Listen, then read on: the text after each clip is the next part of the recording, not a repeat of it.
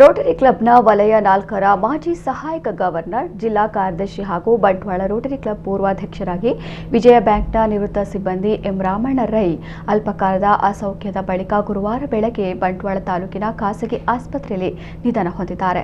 ಅವರಿಗೆ 72 ವರ್ಷ ವಯಸ್ಸಾಗಿತ್ತು.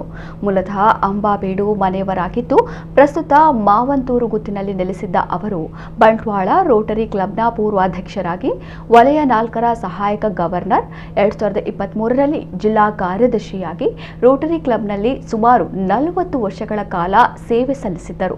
ವಿಜಯ ಬ್ಯಾಂಕ್ನಲ್ಲಿ ಸುದೀರ್ಘ ಅವಧಿಯಲ್ಲಿ ವಿವಿಧ ಶಾಖೆಗಳಲ್ಲಿ ಕಾರ್ಯನಿರ್ವಹಿಸಿದ್ದ ಅವರು ಬಂಟರ ಮಾತೃ ಸಂಘದ ಕಾರ್ಯಕಾರಿ ಸಮಿತಿ ಸದಸ್ಯರಾಗಿದ್ದರು. ಬಂಟ್ವಾಳ ಬಂಟರ ಸಂಘದಲ್ಲೂ ಸಕ್ರಿಯರಾಗಿದ್ದರು.